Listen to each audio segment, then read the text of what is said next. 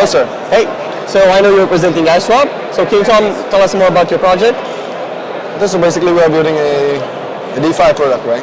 A stable swap on which you can swap between stable coins, or like tokens that have similar prices. And we are trying to, with the current, let's say, state of the Aeron DeFi ecosystem, you don't have a place to do that yet. If you do it on the My Exchange, it would cost you a lot.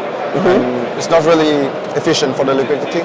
So we're trying to fill that gap and bridge more or enable more products to be built in the DeFi ecosystem.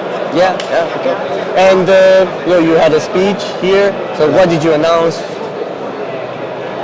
What did I announce in the? What did you announce? Yes. So we pretty much put everything in the My Launchpad phase, right?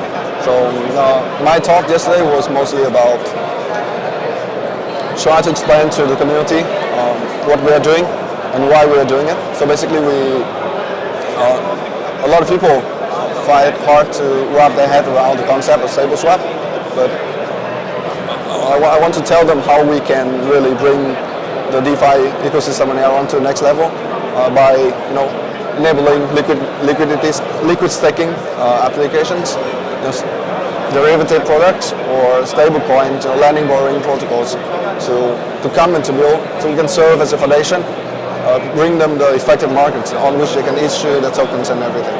Okay. And coming to us a bit at Itheum a bit, we have our partnerships together. On the DeFi, we announced the DeFi passport, and then with all of these systems and integrations that you have, there's a lot of financial data that is being created by the user. So what do you think about the user owning the data, and what do you think about the financial data that is being created by your app platform? Yeah, one of the things we find most interesting about DeFi in general is that you don't need trust, right? Yeah. You know for sure that you only need to trust the smart contracts, and that's good. But it sort of remove the human part of it. It's not really cool. So I heard the talk of Mark yesterday about how do you call it? Personalized finance.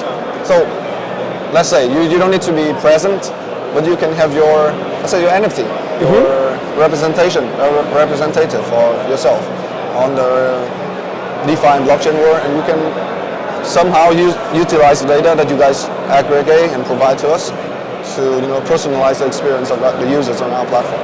That's the goal.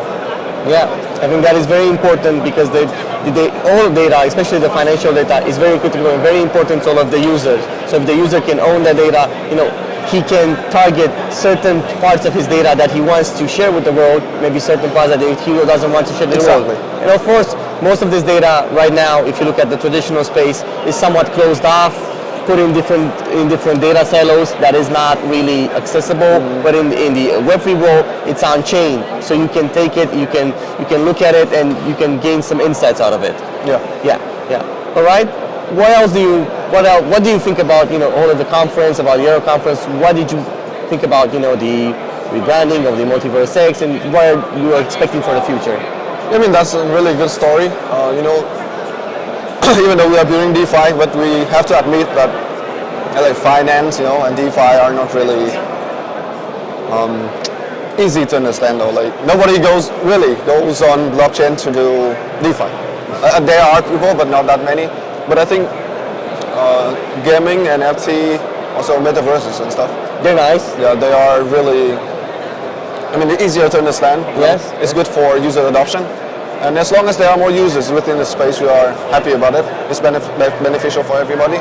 And we are happy to step a little bit back behind, serve as a foundation, being the guys that are working behind the scene and stuff to have this become a reality. Really good initiative from the team.